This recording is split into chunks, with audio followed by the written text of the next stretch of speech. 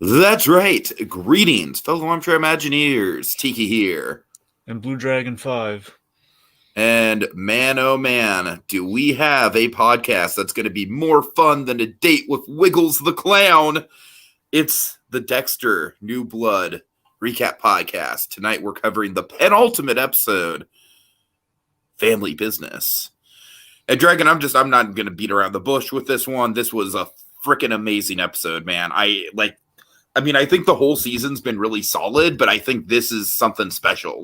I feel like this really is like the episode for me in New Blood that's really kind of reached the heights of season 4, where it's like I really feel like this is like right up there with the best of season 4, just as far as storytelling, structure, payoff goes. I mean, this episode really was firing on all cylinders. I'm very excited about the finale. I think there's a ton of stuff up in the air still. R.I.P. Kurt Caldwell. I must admit that was, seeing that knife go into the chest, it was both cathartic and like, oh man, no Mr. Krabs anymore. What do you think, Dragon? Are you as stoked on it as I am? Yes, I thought this was an amazing episode. Quite possibly the best so far. It might be. We got one left, so, who knows? But, there's a lot of contenders. I don't think this has been a weak season at all compared to the other Dexter This season's literally going to end with Dexter fleeing. He's going to flee, and he's going to go to, like, Hawaii or something. It's going to end with him on a beach, Dragon. Full circle. He's fleeing again, but he's in a tropical location instead of a frozen location. Anyways.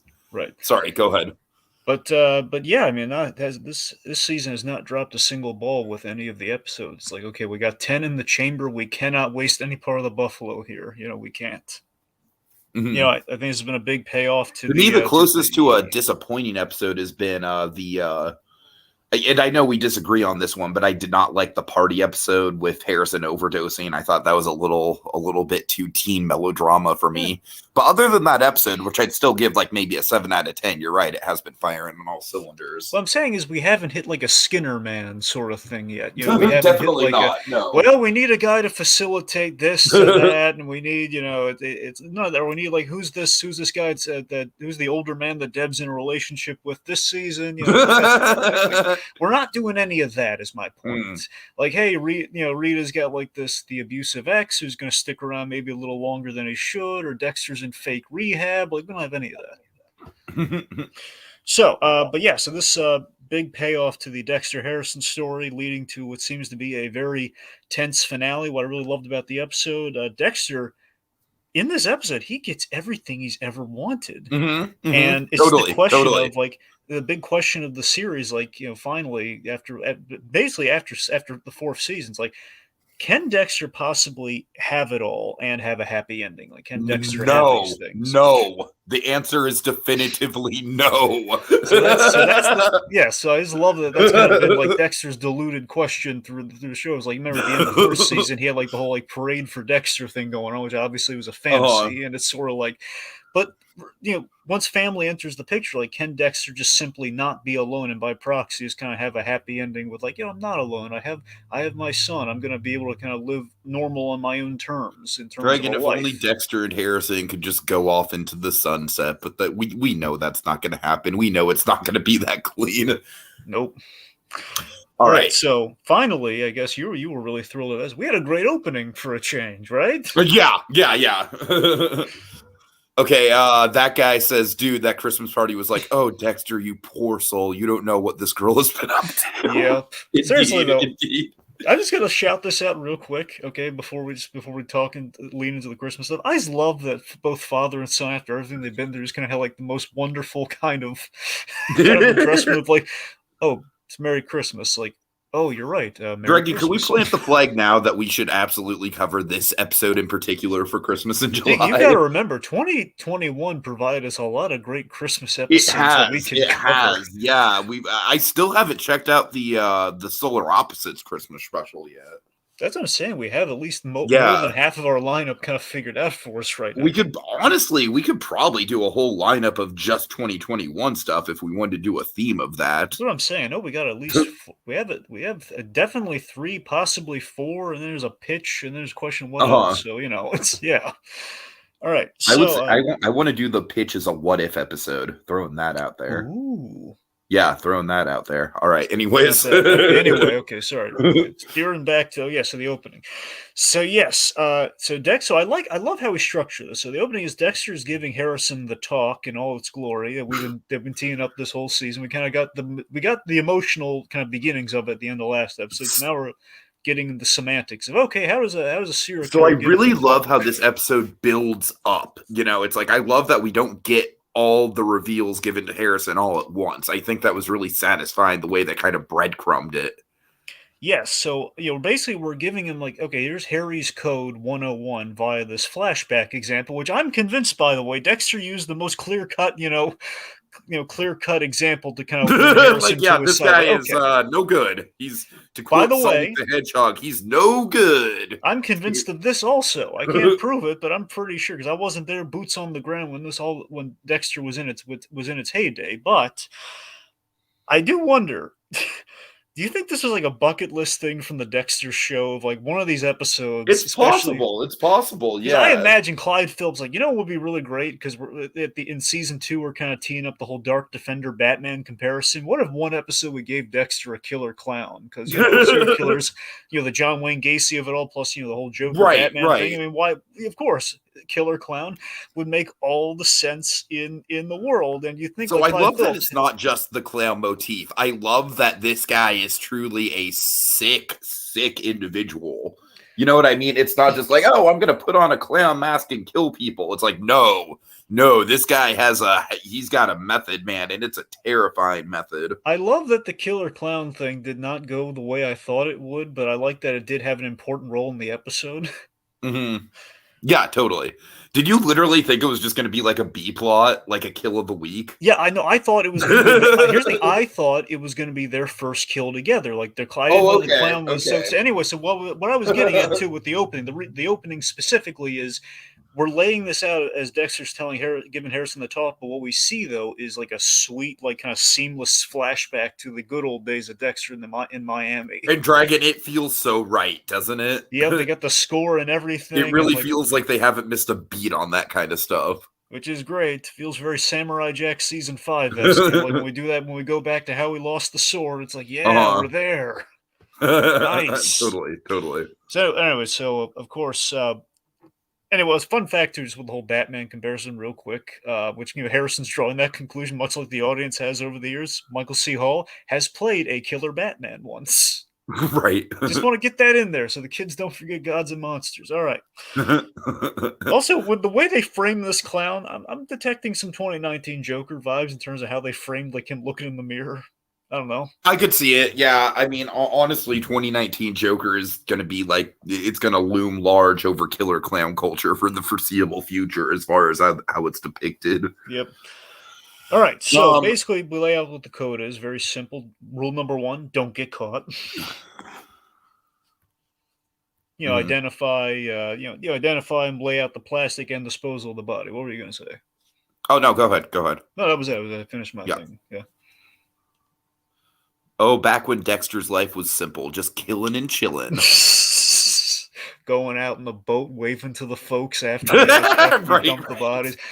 Seriously, Tiki, I love the pilot for Dexter where he's just we have that great moment where he's waving to the folks on the boat. Yeah, and then they have I feel like the last great moment of Dexter is not in season 4. It's actually at the very beginning of season 5 when we kind of mirror that moment.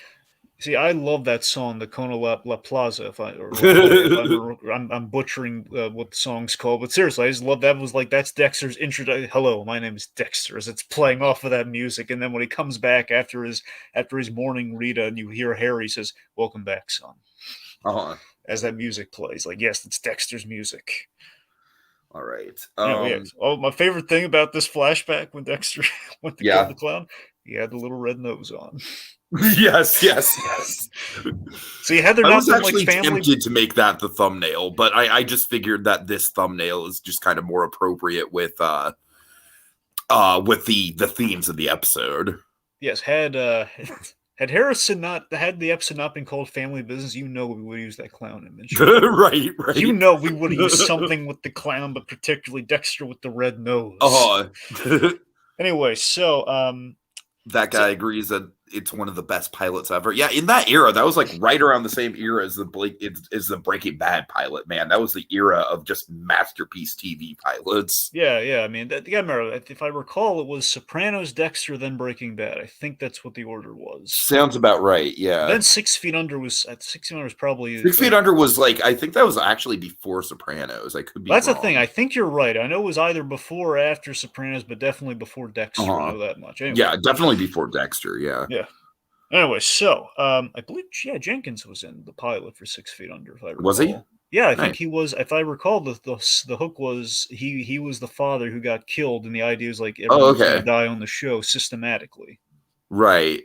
Anyway, yeah. I need to check. There's a lot of HBO shows from that era I need to check out, specifically 6 Feet Under and The Wire. Yeah, for sure. Every time I'm on HBO Max, I'm like, The Wire, one day. Well, if you do The Sopranos, you got an awesome companion podcast if you do that one. I'm not too interested in The Sopranos. Right. I know I should be, but I pretty much know all I need to know about it through pop culture osmosis anyways. Well, I feel like The Wire is a lot more dense. Fair. Like there's a lot more things I don't know about it, if that makes sense.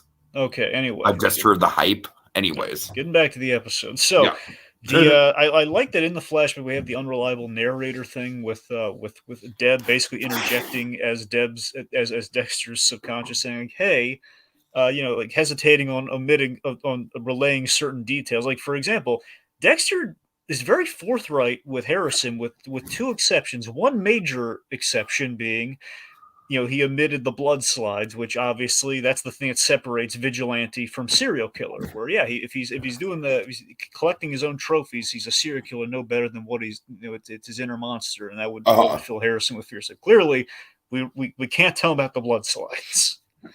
Or else it all comes crumbling down. The other thing being the whole how messy the Trinity situation was. Where I could have killed Trinity several times, but I didn't until after it's unhorribly killed. It's like technically it's my fault that your mom got killed, kind of. So those are the two. Everything else, as in the episode, he's been very forthright about those. Like, this all have nice days. I don't cut people's faces with the slides and stuff.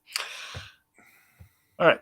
So so on the whole, though, with the talk after everything, so Harrison through the episode, he takes all of this remarkably well, which I thought was a brilliant choice. On the surface. Well, I have theories. I have a theory too. I think there's one specific moment. I think you probably agree with this. Like, there's one moment where I think he takes everything. I think on the surface it is pretty much skin deep. Okay, yeah, he's taking it all in really well until one moment happens. And that's the blood moment, right? Yeah, until the blood gives him a little bit of PTSD. And honestly, Dragon, right up until then, I'm just like, okay, that's not good.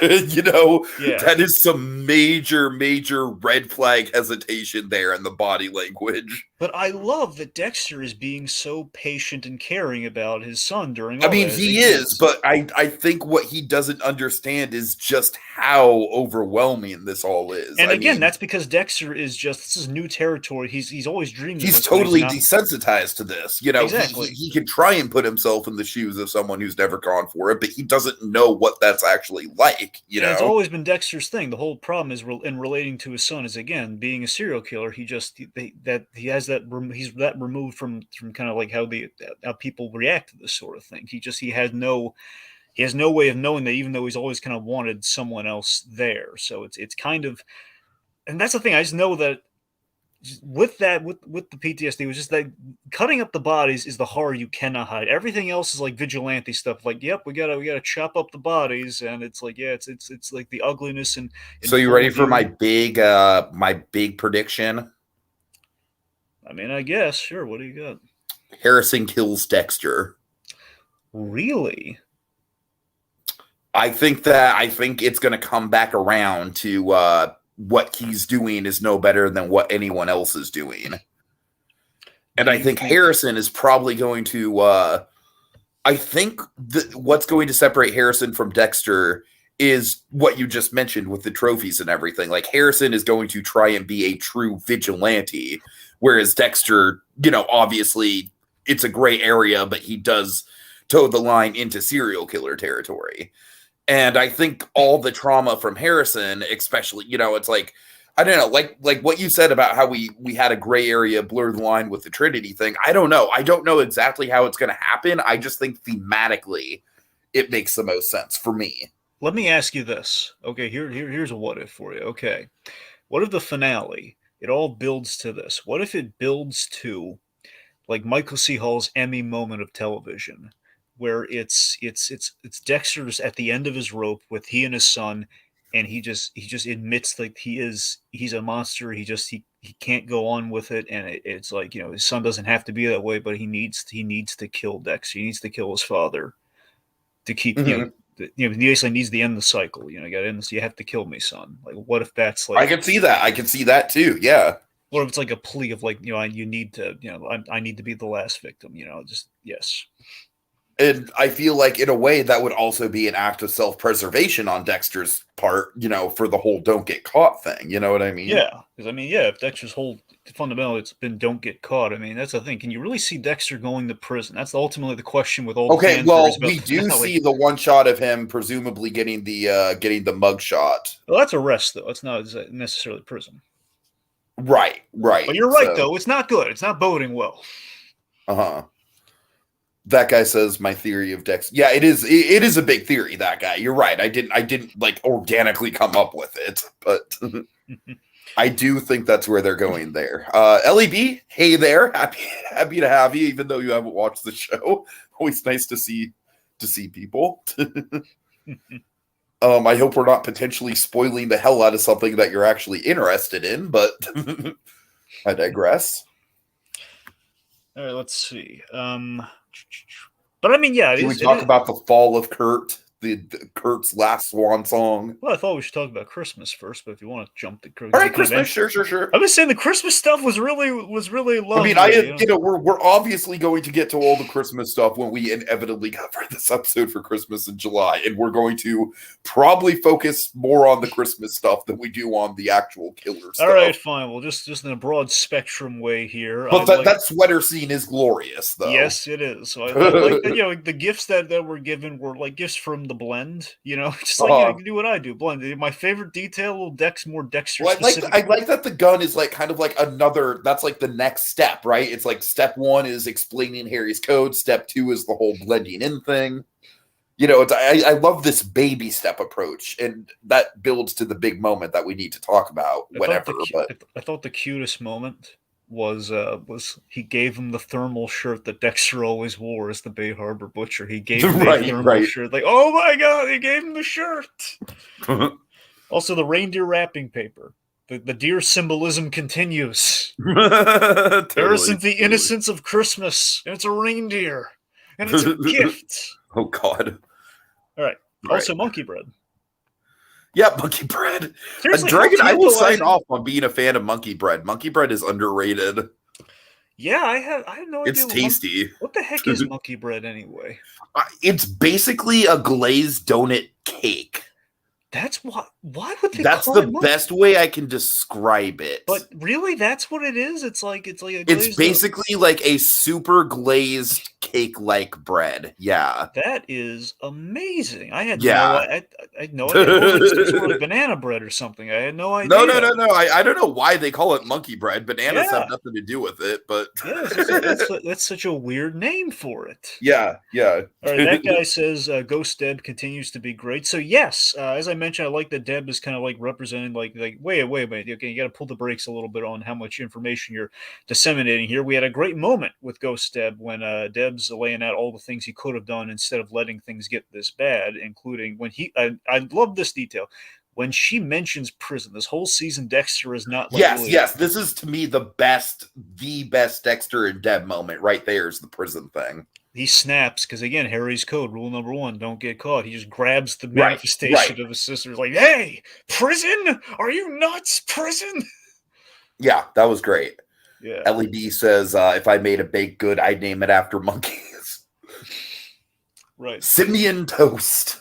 God. God. I don't Anyway, know. so also, I love that when Harrison comes into the know, you see just the dread on Dexter when Deb appears so sympathetic and clinging on to Dexter all Farmiga-esquely, and just That Deb is very Farmiga-esque this season. I'm surprised we haven't brought that up more. Yep. I've been bringing it up as much as every time she's come up, so I don't know what you're talking about. No, I know. I'm just saying. You're right, though. Yeah, very Farmiga-esque. I mean, in the height of our Bates Motel days, I think we'd be making an even bigger deal out of it. True. I love, by the way, I love that we kind of have like a series call out here, which is really nice that we're doing this in the last season, where Deb calls out the observation that you ever think it's kind of ironic that both you and Harrison, your kind of main signatures in your kill and your methodology is connects to the serial killers that spawned you. Like Dexter chops up the bodies, like how his mother was murdered, and Harrison wants to kill Trinity with his own straight razor. That was a good observation. Yeah, Dexter this whole time he's just been perpetuating what spawned them. Anyway, right. yes. So the fall of Caldwell. Kurt Caldwell's last stand. Yes, Caldy.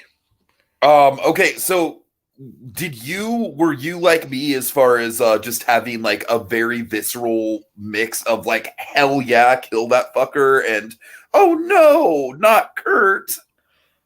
Yeah, I mean, I love that. I love that. Kurt, it's just again, like I feel like just like all the great Dexter villains, Kurt Caldwell very much is just super enigmatic and just a great screen presence. And I know we're going to have more than enough to fill up the finale, but still, it was a little hard to let go of him. Dragon, it really was. Oh yeah, I love that. Again, at the end of the day, Kurt really was on the level of a Trinity. Not he wasn't like I can't. It's really hard to measure. Well, I mean, Dragon, I would argue he was maybe even worse than a Trinity. Well, that's okay. So that's just given the trophy room. Well, yes, given that trophy room is goddamn horrific. Yes. So the interesting thing is, I mean, it's kind of hard to say at the end of the day who's better, but again, they're both equally horrific in different ways. In that, Kurt, the interesting thing with Kurt is that Kurt, after we find out like Kurt's been in the know the whole time, when Trinity did, it was like, hello, Dexter Morgan. It was basically Dexter going after Trinity. Didn't really have any like public exchanges after that. But Kurt stops by on Christmas Day and he's doing like the finger guns to Harrison, like, hey, Harrison, get your right. So that's just wonderful. I just love like the tension of like, oh God, he's not done with us yet. So that's not good. And on the flip side though, like the thing, the reason Trinity had stay power beyond the ending was that Trinity, he was basically modeled after, I want to say he was specifically modeled after BTK. There was something really very grounded and real, which eerily was what Dexter had going for him. There was something just kind of even more real world about him with his methodology and everything. Sure, he kills in a very specific pattern and he can blend in society because he's an average Joe. And Kurt Caldwell, though, there was something kind of like, what if you kind of knew your guy was the guy kind of before then, and you just kind of had that menace and that build-up, you can suspect him. It's like, oh God, is it him? Is it him? Oh my God, it's him. Totally. Versus him just kind of popping up and staying there like Trinity did. It was like, oh God, this guy. There's something very menacing to Dexter about this guy. That guy says, honestly, I respect Kurt for revolutionizing the serial killer trophy game. Yes, so specifically, let's talk. It is super macabre, dude. Super macabre. Like, to the point where I'd really like a Halloween Horror Nights maze with that setting. So I love that we've taken the serial killer trophy and we very much literalize it. It's not just a trophy, it's a trophy room. Yeah, for sure. And they're all in essentially trophy cases. And it makes sense because it's like a dressed up, the kind of museum quality version of taxidermy. It's like, okay, so he's killed him like you'd hunt an animal. Totally. Essentially, he's like embalmed him and everything, and he's put him in cases. So we found out this whole season he wasn't cleaning those bodies. He wasn't like destroying evidence. He was preparing them for the trophy room. Right. Exactly. So that was a good twist. And when that one when the one drifter girl had her eyes shot, that's why he was so upset. Like, it's gonna look terrible in my trophy case. Totally, yeah.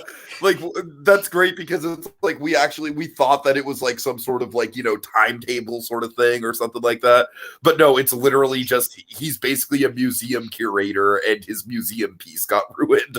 That's basically what it was. Yeah, and also I love that just his whole diluted, his whole kind of diluted kind of code in his own right is he's protecting them by getting him to stay in the Which I cabins. think is a really great kind of twisted inverse of the Dark Passenger thing. And basically, if they leave, he's going to make them stay forever in the other room that's on the property.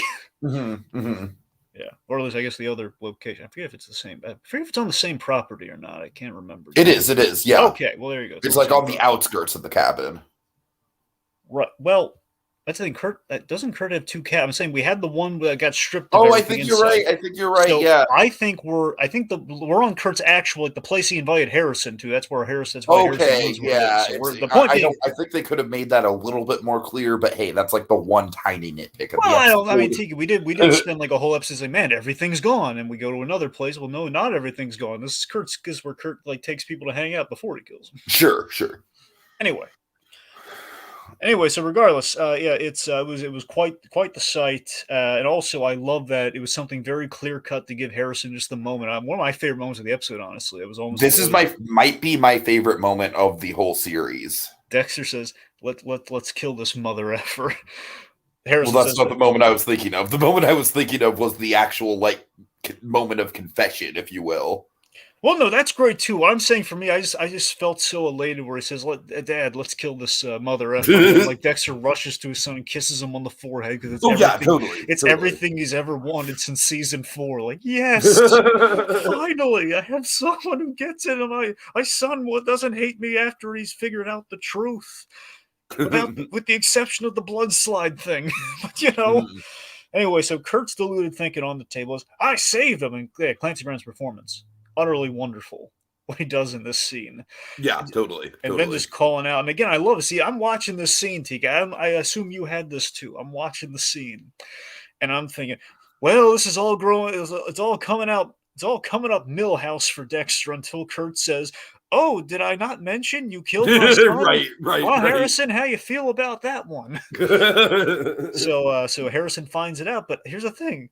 Again, we've stumbled so many times, and always like, oh, now they're going to be ripped apart. But like logically, he did fit the code. He killed 5 people on a boat, and the father let him get away with it. So yes, Harrison would be on board. Yeah, he's still pretty bad. Let's kill him. It's like, yes. I mean, not to mention Matt Caldwell was just an outright prick. That's what I'm saying. So I love that we didn't drag anything out. There wasn't like, oh, wait a minute, my father is not as simple as I thought he was. No, totally. It's like that he's killing sons. Should I be worried? Well, I mean, I think we're gonna get that whole. He's not as. It's more complicated than I thought. Oh no, you're right. Aftermath of it, yeah. Well, sure, but I mean, still, it's the whole thing of like, oh no, like a needless complication of like, right. Like the thing where something like this happens during a season, and afterwards you have all the people nitpicking apart. Like, wait a minute, I don't know if that like. If Harrison were in this scene, Dexter should have said, "Well, yeah, but we were just on board with this 5 minutes ago." right, exactly. Like that. We don't have any of that messiness that usually goes on like a Dexter season post season 4. None of that. Also, the blood moon symbolism, very nice. Oh yeah, that blood moon is freaking awesome. Yeah, for sure. Yes. Okay. Let's see what else. Okay, Angela.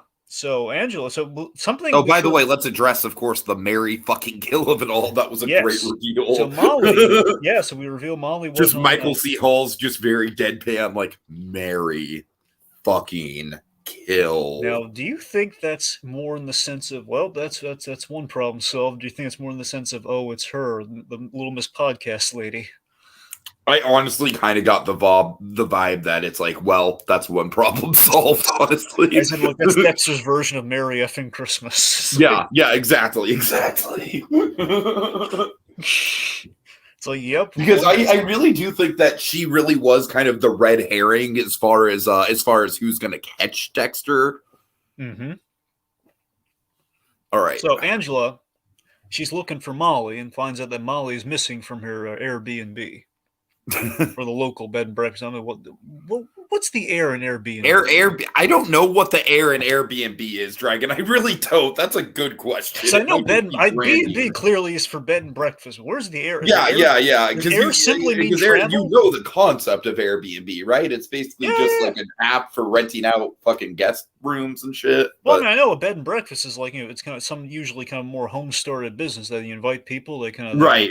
Yeah. I guess now it's been modernized with the whole app thing, but yeah, it's a bed and breakfast. I have looked into Airbnb to look for places I could stay in San Francisco. My assumption is that the air meant air travel, like people, like specifically people traveling, and maybe there's like a connection with the airline. The airlines recommend the bed and breakfast. I don't know. And LEB, if you know anything about Airbnb, did you know that Joseph Gordon-Levitt is going to be in a show that's all about the rise of Uber? Wait, really? Yes. Well, it's kind of a random thing to point out, but it's on the mind because of the apps. All right. Well, speaking of apps, I really want you to watch DriveX because now you've regained Hulu. Assuming it's still there. Yes, I have regained Hulu. Yes. You should watch DriveX, the Patrick Fabian Uber movie. Oh, okay. Yeah, I think. I mean, there's a lot of stuff on Hulu I need to get to. That's exactly why I renewed my subscription. Yes, along with Dope Sick. Yeah. Right. Okay. Anyway. All right, so let's see. Anyways, point being, so Molly's gone missing. Angela's looking at the B&B, what have you. And she finds Molly's left a tape recorder behind, which for a podcaster is like, oh God, something clearly bad has happened here. And she's already suspicious of Dexter. And now Dexter's cabin has been burned down after like a suspicious like leaving right after Curtis showed up. And now she's going to find out Kurt's missing. So none of this. So I feel like this is the best way to dovetail Kurt thematically into Trinity, is the fact that arguably the most destructive shit that Kurt did, he kind of did after he was dead. Oh yeah, it's Kurt's last screw you to Dexter with the little note on the door says, "Hey, Jim Lindsay killed Jim Lindsay killed Matt Caldwell, and here's the screws to prove it." So it's a little screw you, Dexter. Yeah, exactly. Screw you, Dexter Morgan. And then I love how fucking blindly naive Dexter still is to just how bad his situation is by the end of the episode. Yep, and he's just like, I'm the breakfast champ.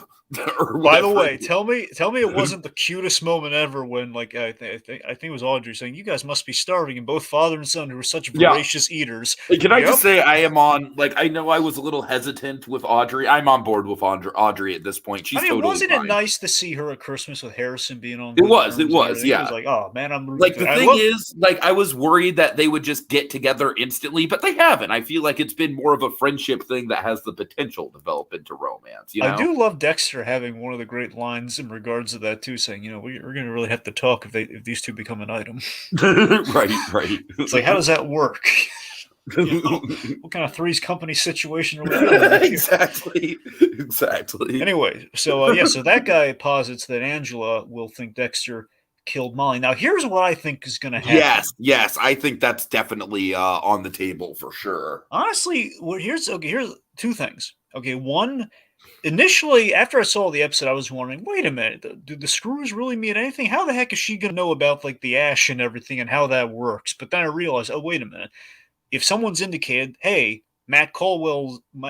he killed Matt Caldwell, which means he's not missing, he's in fact dead, and like, hey, here are the screws to prove that they belong to Matt Caldwell. Why would the screws be there, not the guy that the screws resided in? Well, because the body's not there anymore. It's been incinerated.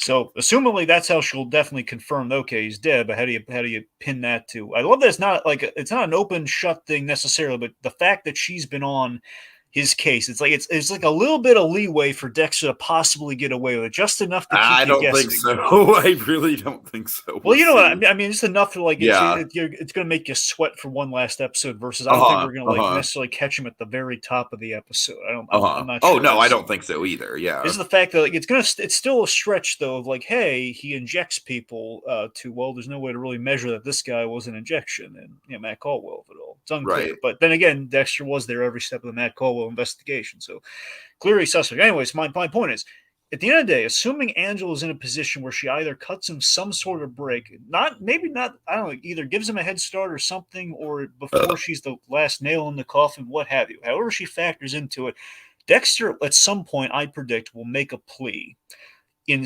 clarifying he didn't kill Molly, that it was Kurt, by pointing out, hey, under Kurt Caldwell's property, trophy room full of horrors and bodies. Uh-huh. So, I mean, he does have that in his back pocket, is what I'm getting at here, is that, there is a question of, like, did he kill them? Again, I don't know. I think it's like, well, Dexter, clearly, this is the work of, like, 30 years versus 10 years that he's been there. So that's going to be something to kind of work in his favor. Sure. At least to point out that he didn't kill all the girls, but Matt Cole, it's another story. All right. So I think that's about it, right?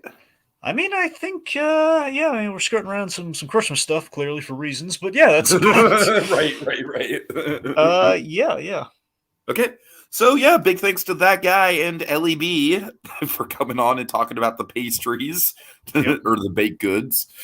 Okay, and yeah, we will indeed be back next week to break down the finale. I can't wait. Very exciting stuff. All right, see y'all later. Have a good time. Monkey bread. Yum.